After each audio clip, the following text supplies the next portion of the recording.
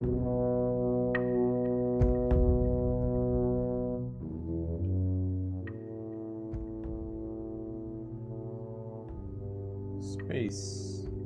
the final frontier. These are the podcasts of the podcast Enterprise.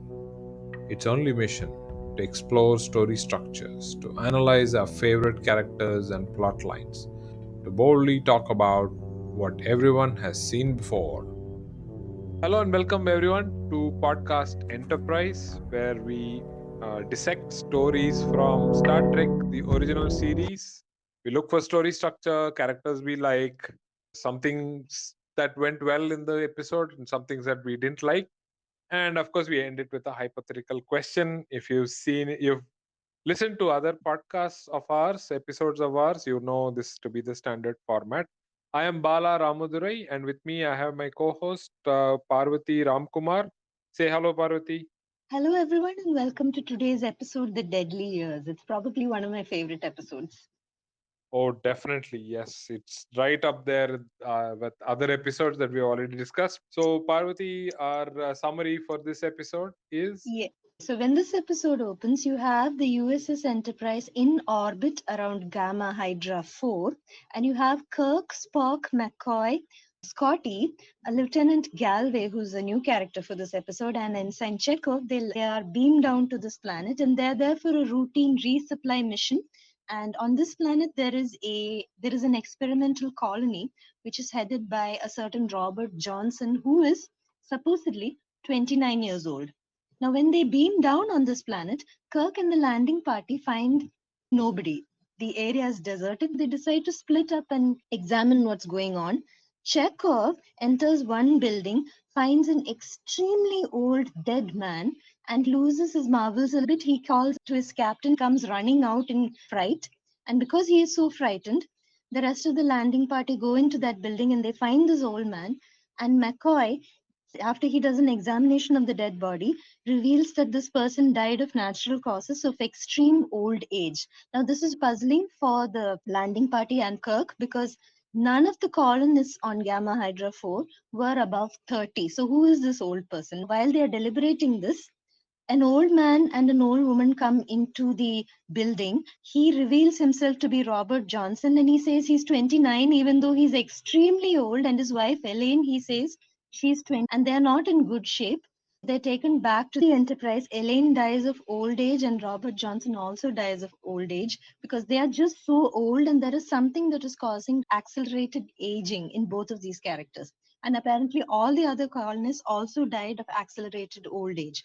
Kirk convenes a meeting in the briefing room to try and figure out what is going on. You are introduced to a new character, Dr. Janet Wallace, an old flame of Kirk's. They try to figure out what exactly is going down on that planet. They hit a dead end.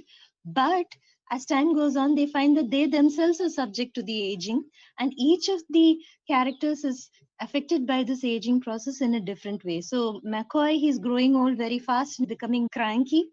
Spock is growing old and he's feeling very cold and he's not able to take the low temperatures on board the Enterprise. Kirk is becoming a little senile, and that is a big problem because there is also a Commodore aboard the Enterprise, a Commodore stalker. He wants to go to Starbase 10. Now, because of this aging process, Kirk cannot go to Starbase 10 despite Commodore stalker's protests. Everybody is growing older. The most affected seems to be Lieutenant Galway, who's aging much faster than everybody else despite being 10 years younger than Kirk. They're constantly trying to find out why this aging disease has afflicted them all. Kirk gets more and more senile. He gives orders, forgets he has given those orders, and gives those orders again. They're also very close to the Romulan neutral zone, which means it's very dangerous. You cross the line and the Romulans will attack. And Kirk is trying to keep it together. He's not able to. And finally, Spock finds that there is some sort of radiation on Gamma Hydra 4 that is causing this aging process. He's watching the captain go senile from this aging disease. He's watching the rest of the crew members get old. Only Chekhov has not been affected and they don't know why. Commodore Stalker decides that he wants to take over the Enterprise because Kirk is so inefficient right now. And as he does so, he convenes a disciplinary hearing to remove Kirk from his position. Spock is also not in a condition to take over the Enterprise, so Commodore Stalker, who has absolutely no field experience, decides to commandeer the Enterprise. And that turns out to be an absolute disaster because he has no idea how to deal with the Romulans. He directs the ship into the neutral zone. They're attacked by Romulans. And while this is happening, Kirk is panicking down in the sick bay because he's old. He can't do anything. He's got arthritis due to old age. He's senile. And at the same time, his mind is clear enough to realize his ship is being attacked and there's a greenhorn at the helm. And this is when they find out why Chekov wasn't affected by the aging disease. It's because of adrenaline. Spock, despite his age, somehow manages to produce a serum. This serum is injected into Kirk so that he can recover and become young again. Although the injection of that serum looks very painful, Kirk, however, manages to recover. He goes back to the bridge and relieves Commodore Stalker of his disastrous command and gets the Romulans to stop attacking with a very clever ruse involving a bluff and a carbomite device and a bomb blast which doesn't really exist. And this episode ends with Commodore Stalker finally acknowledging that he's well aware now of what a starship can do with the right man at the helm. Back to you, Bala. The four-act structure starts with the teaser where we are given a good glimpse of what the concept involved is. That is advanced aging, where the landing party finds out that somebody is extremely advanced in age, at least in appearance. However, they are not. Robert Johnson and his wife. That's what the whole episode is about. We also see Chekhov shrieking. The first act starts with the analysis of the what's happening down in the planet in the briefing room with Kirk, Spock, and McCoy, along with Sulu, I think, and few others, and these two other characters, Dr. Janet Wallace and Commodore Stalker. They are analyzing the situation. The entire first act is all about what's really going on down in the planet, and we also know that the landing party is also affected by it, with the exception of Chekhov. So this is what they find out. The first act ends with a cliffhanger because we really don't think the landing party is affected till we see Scott entering the sick bay. Looks very old. He hardly can move, speak. Is That's when they know that, oh, and just now we also learned that Kirk has advanced arthritis. This is when we know in the first act that the landing party is affected. The second act starts with them trying to figure out how much time they have left. With their current rate of metabolism, they find that they have about a week left. That's what they find at the start of the second act. And somehow the only clue that they have is Chekhov is not affected. So rest of the act is about, one is them trying to figure out what's not gone wrong with Chekhov. And we also find that what all is going wrong with the rest of the landing party. For example, Kirk is doing a lot of mistakes on the bridge. Spock complains about temperature, and Scotty doesn't seem to be getting any better. Galway is also having her own set of problems. So at the end of the second act, we see that Galway is dead. And that's the real end of the second act. It actually ended with Galway dying. Death is a real possibility, is what we see for the landing party. At the end of the second act, also had Commodore speaking to Spock about a competency hearing. And we see that as the start of the third act with competency hearing for Kirk, saying that Kirk is not up because apparently the other chief officers could be replaced, or we could give them some rope, whereas when it comes to the commanding officer of a starship, they have to be perfect. So they call this meeting, board meeting as Spock calls it, but with Kirk protesting from the word go. The entire episode is like a mini episode of court martial. Then it turns out that they're all right, that Kirk is not fit for the job. It becomes very evident. Kirk has to be relieved of his duty. Who's to succeed him in command? It cannot be his second officer. It has to be Commodore Stalker, who has no experience in being in the bridge. He starts off on the wrong foot, and it only gets worse. Their being attacked by Romulan ships because they have entered the Romulan side of the neutral zone, and that's no good. The Commodore is completely frozen and looks like the USS Enterprise is going to get blown to bits. That's the cliffhanger we see at the end of the third act. Fourth act starts with Kirk wanting to leave the sick bay so that he can join and do something at the bridge, but he's not capable. He's restrained, and somehow they found a crude concoction, dangerous potion that they made, which could cure or kill. And the status in the bridge is that it's come to a state where they have to bolt away from there, and that's not going to do them any good. They're considering all the options. During the fourth act, we see Spring back to his usual self, gets them out of that sticky situation using a bluff that we've already seen, which is the Carbonite maneuver. At the end is appreciated by Stalker at the end of the fourth act because he has seen what it is to be in that chair, in that position, the time of crisis, and he knows they need a special man behind that chair. So at the end of it, it all goes steady as she goes, and Enterprise is back on course. So that was Deadly Years, a fantastic episode. How did you like Deadly Years, Parvati? I loved it. It was so intriguing, and all the actors did such a stupendous job. Okay, maybe Janet Wallace was not the best character, but everybody else did a great job, I feel. And it was so intense. You watch them get old, you're watching Kirk lose his mind, and you know they've just got about a week to live because the aging has been so bad. And you're watching Kirk slowly lose his mental faculties. And Commodore Stalker is another character that you would love to hate. But at the same time, Bala, I felt that this character, he didn't mean anything malicious. He just wanted to somehow get the Enterprise out of there. But then he makes a series of wrong decisions and takes them right into the Romulan side of the neutral zone, which results in the Enterprise being attacked. That was dangerous. And it just shows how an inexperienced man at the helm can almost get 400 people killed just like that. What did you think, Bala? Yeah, this showcase what can happen when things go really wrong with this whole aging process and the top guys in the team suddenly losing it all and the entire leadership is gone. All you're left with is rookies, and how do you manage a critical situation with just rookies? It just shows you succession planning. If you remove those top three guys, there's hardly anybody to take charge, including Scotty. Maybe Yes. Scotty could have got them out also. So if you remove those four guys, nothing in the organization could handle such emergencies as a second line of defense in the ship.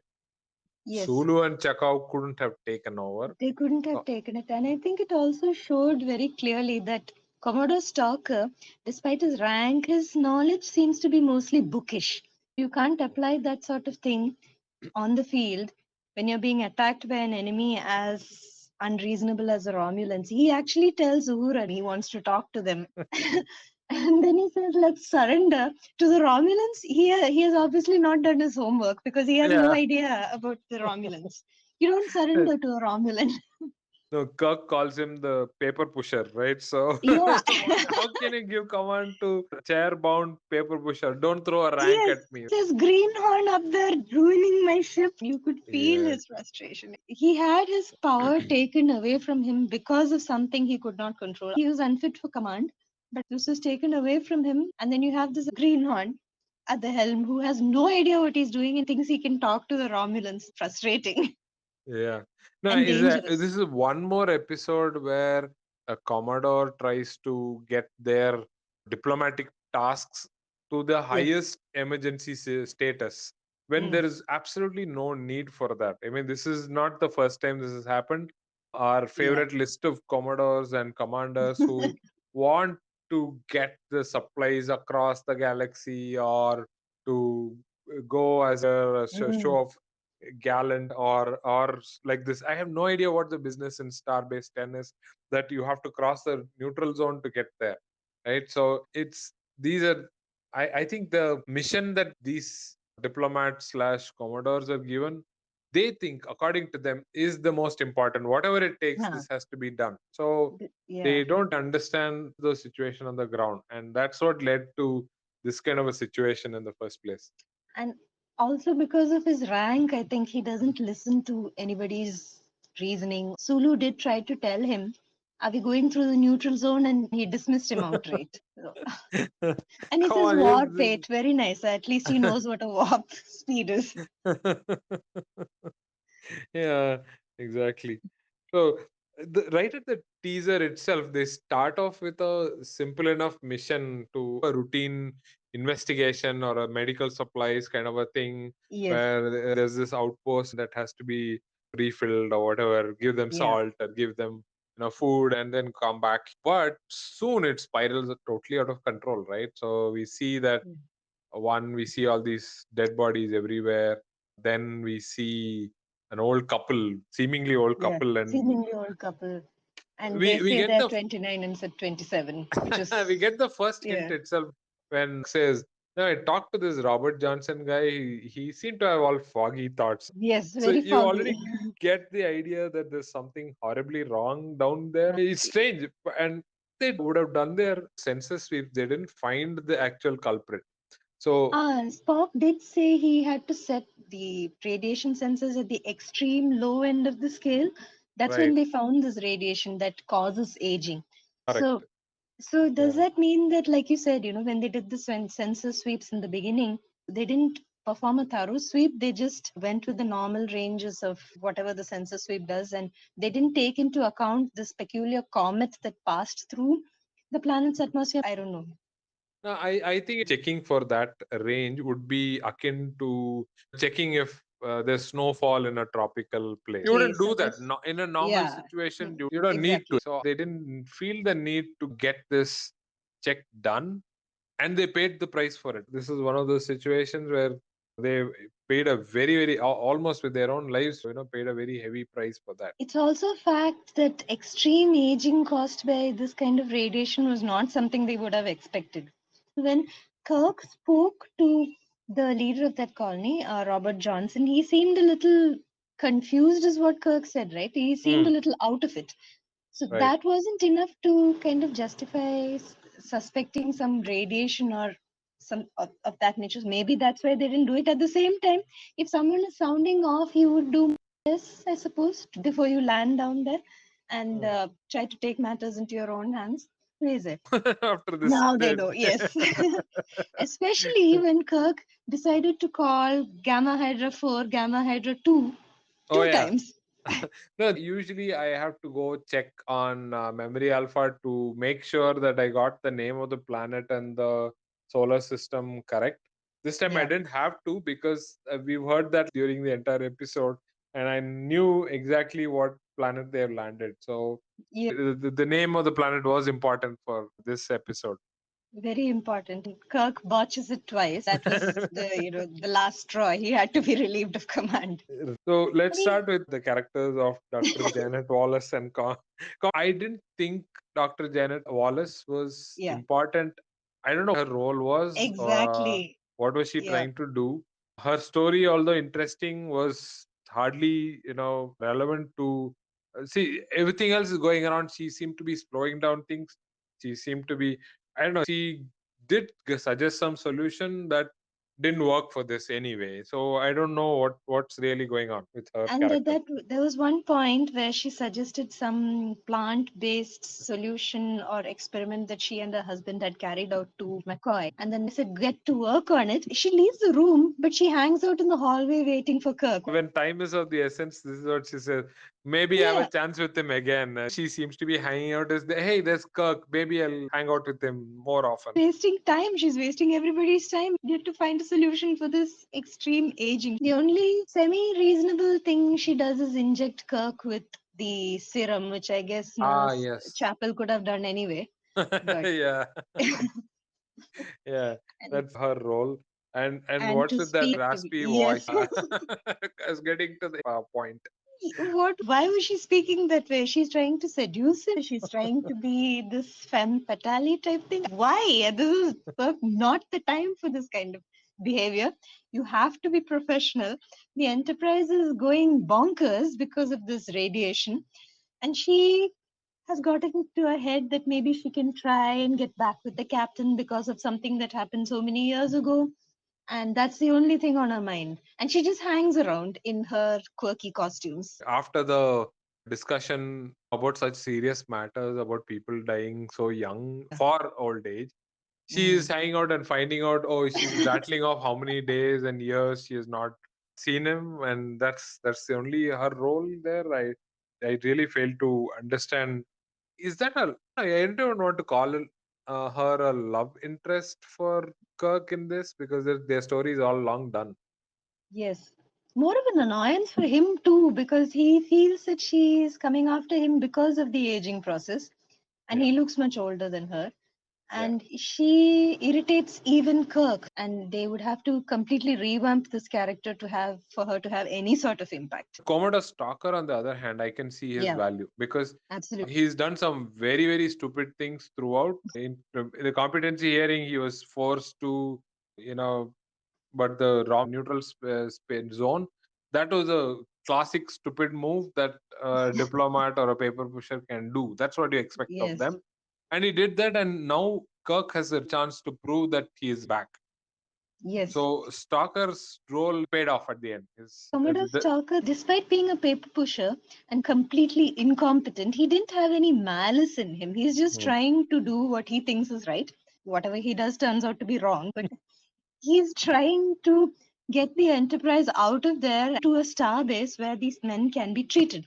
The issue is he has no idea what he's doing and he doesn't listen to reason, so that causes all sorts of troubles. And the Romulans would have had a field day with the Enterprise had the Enterprise and had the serum not taken.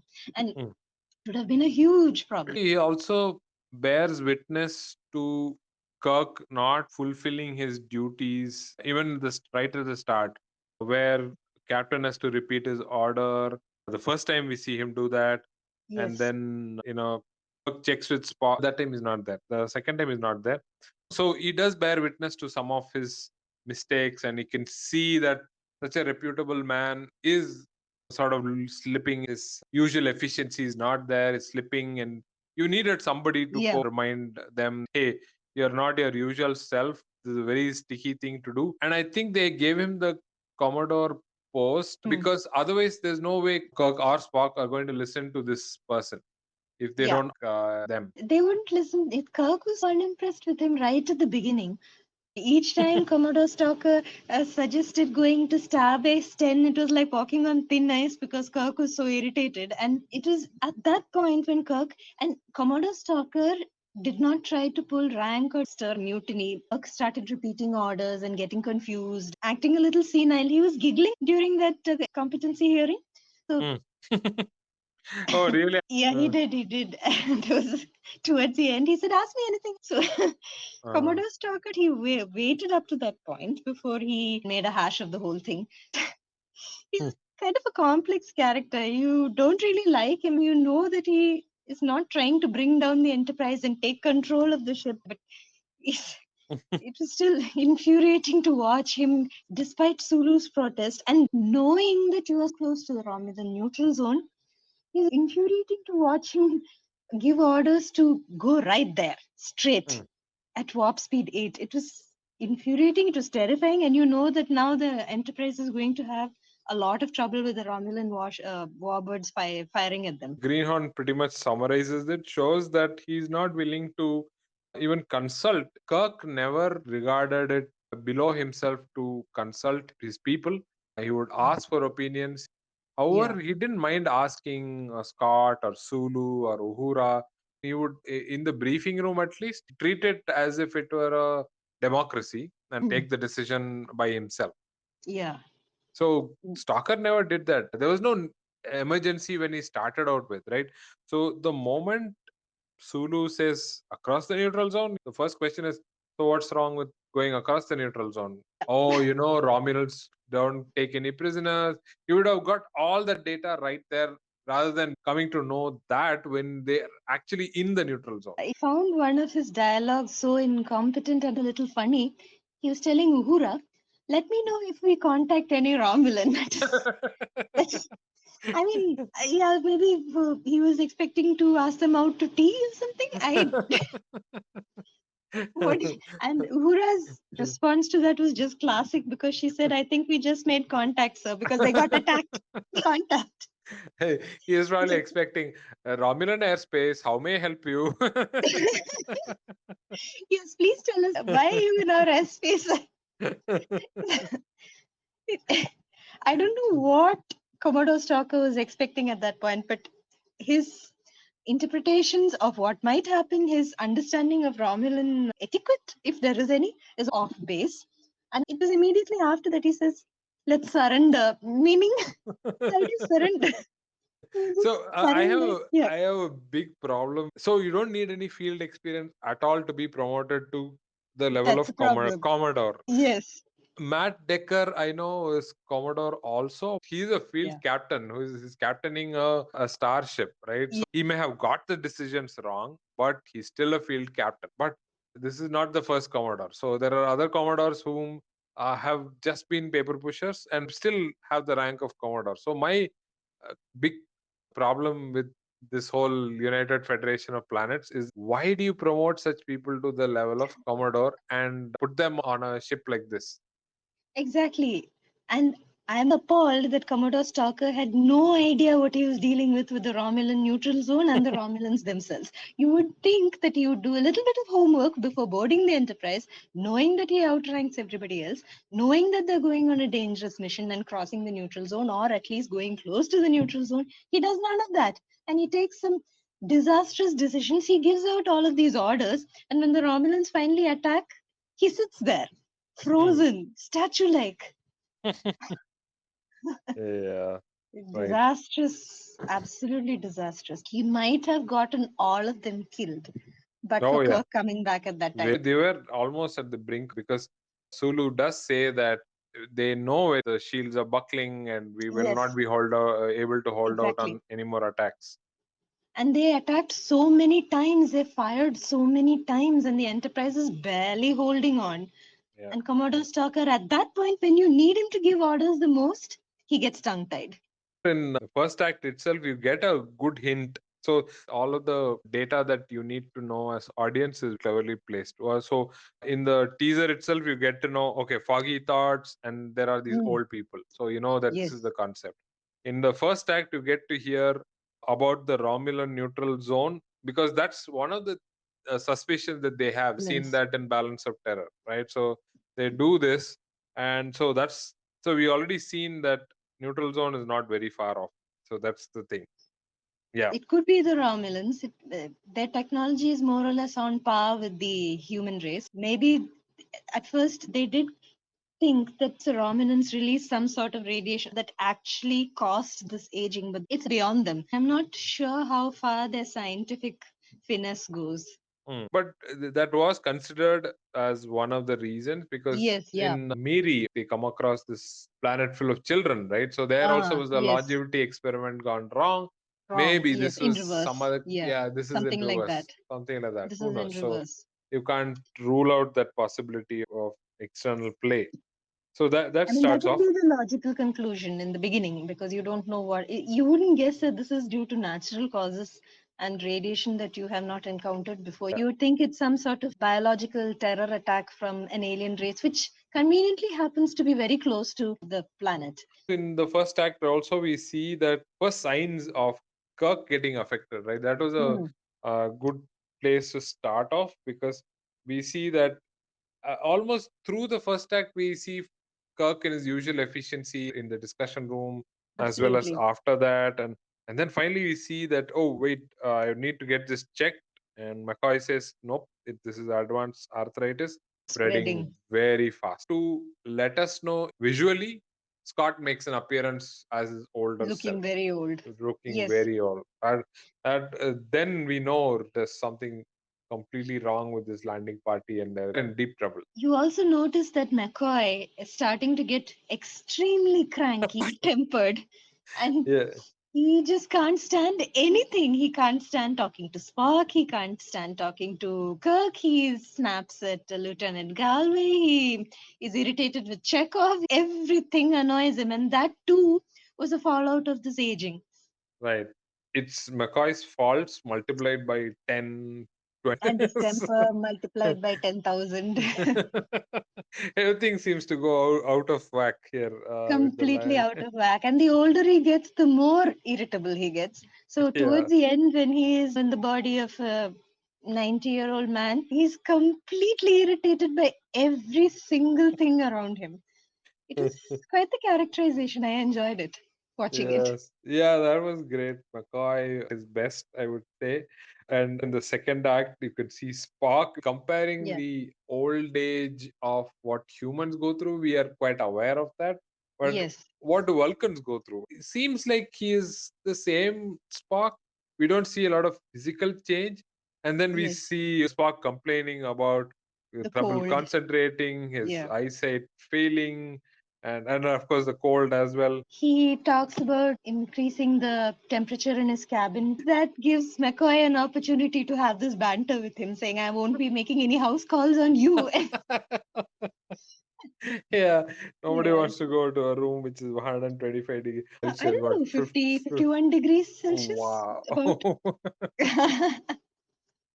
That's hot. That's Yeah, hot. 52 degrees Celsius. Yeah, 51, 52. Here we have Spock saying, even that is too cold for me. His poor old bones can't take that temperature. And Absolutely. it's only towards the end that you see how much it did affect him. He's a little stooped over.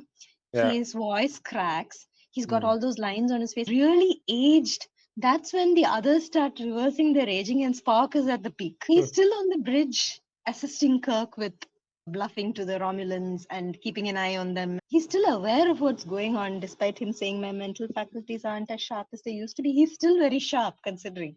If he had gone Kirk's way, it would have been a bigger disaster. Yeah.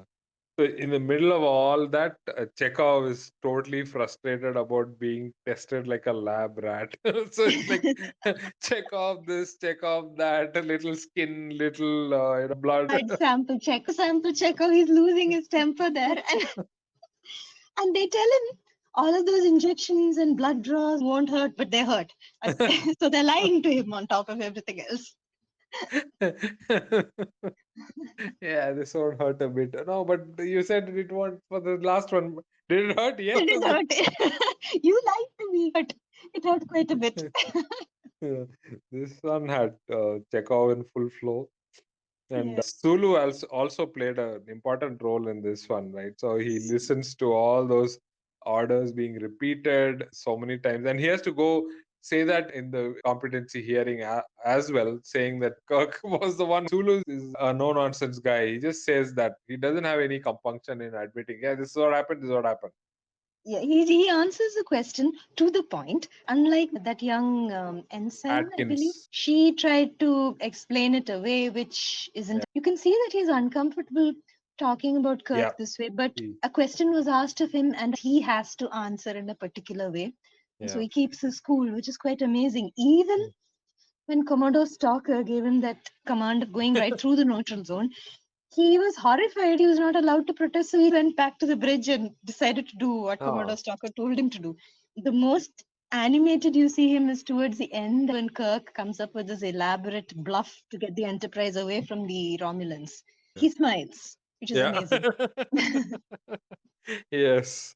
That was so. Yeah, Sulu had a good amount of role here in this, and he was And prevented. Chekhov, who's Chekhov also as well. very quite entertaining. Uhura had some trouble with the Code 3, Code 2 thing. That was important as well. So Scotty didn't have many dialogues. He did have some, like, can I go back to engineering? Something like that. That's about it. I don't think he I had think many Scott many lines. aged much faster than everybody else, and he Yeah, didn't have much of a chance to express himself because he was too tired, he was too old, yeah, and the brain fog seemed to weigh heavily on him, so he probably couldn't even think straight.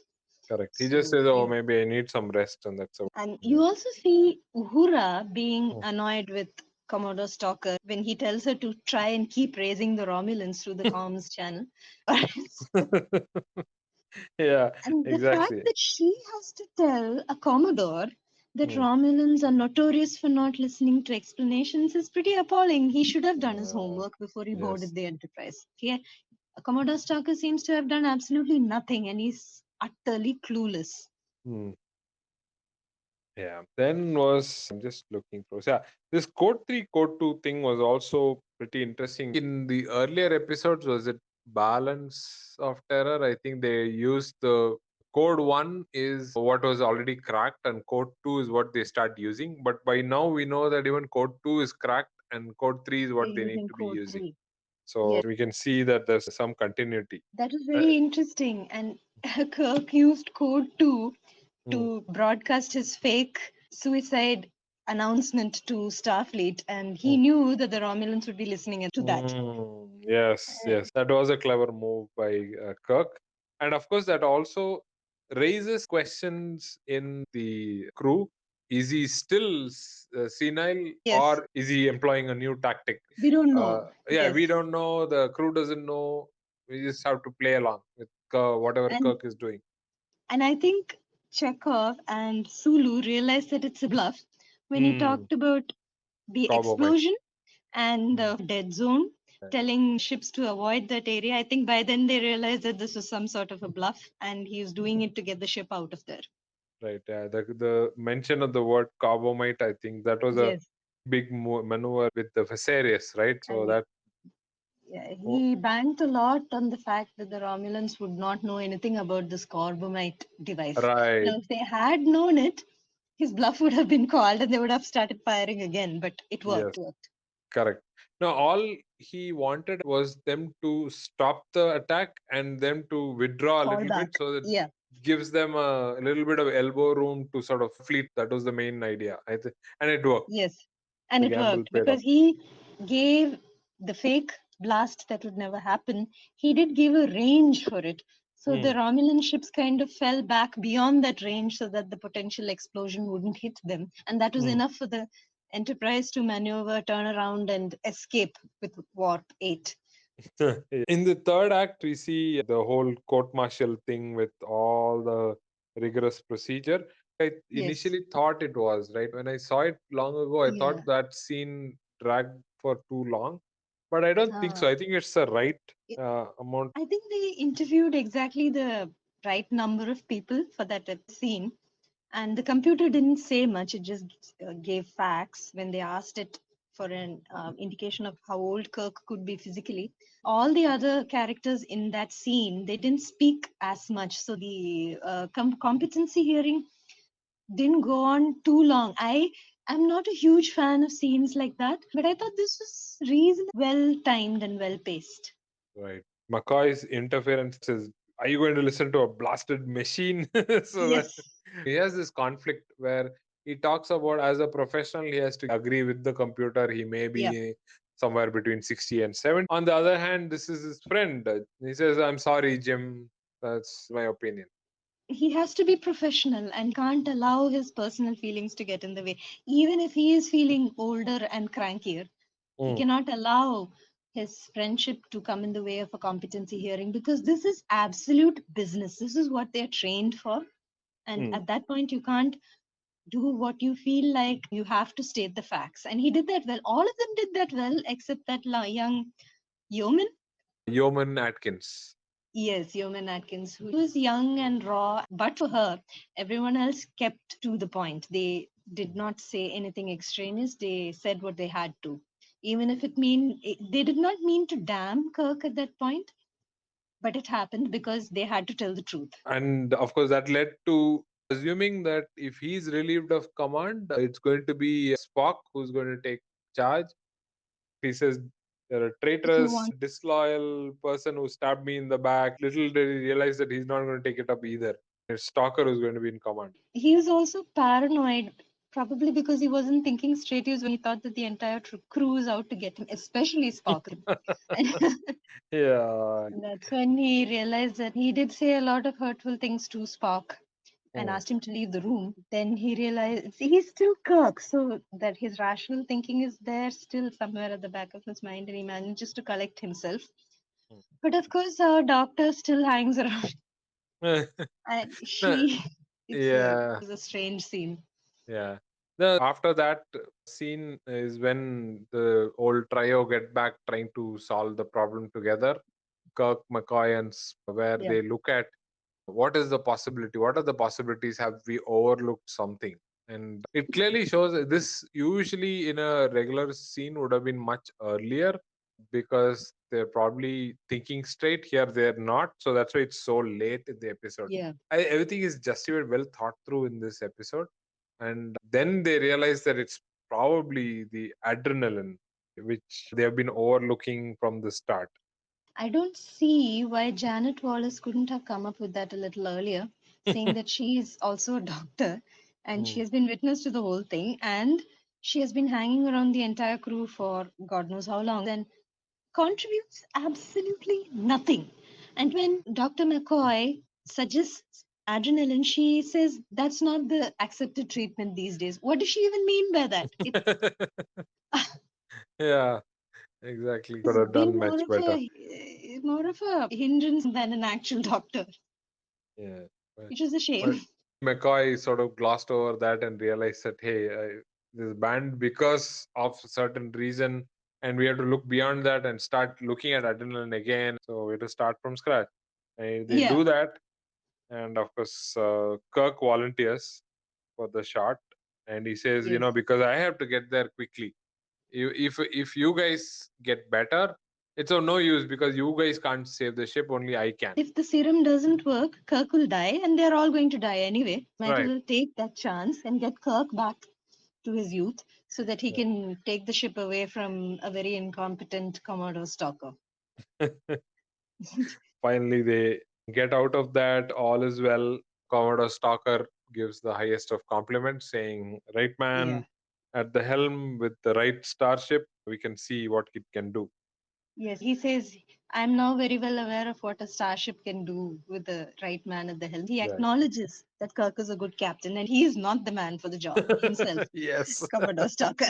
I He certainly am accepts not it. the one. He has the humility to accept that he is Correct. no good running a starship. Yes, yes. Yeah.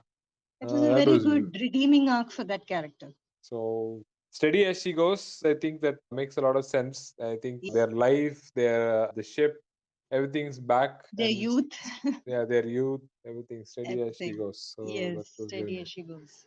All right. So likes and dislikes. What did you like and dislike about this episode, Parvati? I liked this episode. I enjoyed the idea of unrecognized radiation causing aging. I enjoyed how the characters, as they aged further, their personalities either changed or became more mellow, or it depends on the character. But it was very interesting. And I especially liked Lieutenant Galway. She wasn't around for long, but her reaction to aging was realistic, talking about how that's a stupid place to put a mirror where she can see her with Yeah. all her wrinkles and old age. And she doesn't want to lie down because her body is old, her mind is young, and it was a huge conflict. I liked how well McCoy was characterized in this episode, and I liked how his accent seemed to change as he grew older. Mm. And he seemed to have something of a southern drawl. The older he got, the stronger the drawl was. And dislikes, that was probably Dr. Janet Wallace. I don't see what the point was of having this character on board the Enterprise. Her sole purpose seemed to be trying to get Kirk back. She was hanging around hallways waiting for him when she should be working. She had a very low voice in an attempt to win Kirk back. All of that was off putting, and she contributed nothing to the plot, I feel, throughout, except to injure Kirk at the end. You could have had Nurse Chapel do that just as easy. So I'm not very sure what the purpose was of that character. What Mm. about you? I like the acting and the makeup when they got really old. Like you said, Galway, Scott, Kirk, McCoy, Spock, all of them. They did Yes. fantastic job. The mannerisms, all that, superb. Chekhov's quips, something that I enjoyed thoroughly. The tension because of the Romulan attack, very palpable. I could see it. We could feel the helplessness when they were growing old and nothing could be done in spite of Mm. their best effort. All that was communicated extremely well. I Yes. was also thinking of how, in terms of the Navarasas, the nine emotions, right? Mm. They highlighted the karunya or the pity, or they feel the sympathy for them, very heightened in this episode. And Mm. towards the end, it was the Veera Rasa, which is the strength. So we could see that transition. So that's what I saw. That Predominantly, most of the episodes, they were in a very pitiable state. People who we respect, they fall from grace. Whereas in a moment, they moved into this role of respect and strength. That was very well done. I like that we have one more Commodore to our long list of Commodores and diplomats that we dislike. So, yay for Stalker. Yes. Dislikes is Carbomite. I know the Romulans haven't heard of it. I think that's a valid enough justification for usage of that from the character standpoint. But from a story plot device sort of thing, you've used it already. Can we have something better than imaginative than Carbomite? Yes, you already mentioned Dr. Wallace. Is she a love interest, a distraction, or a combination of both? What is going on with Dr. Wallace's character? Yes. So that was my major thing from my notes. Yeah, that's pretty much it. So it brings us to the last question, which is hypothetically, if the screenwriter were to appear, what would we ask them to change or to explain? Well, back to Dr. Wallace. Could we give her a stronger role if she must be there?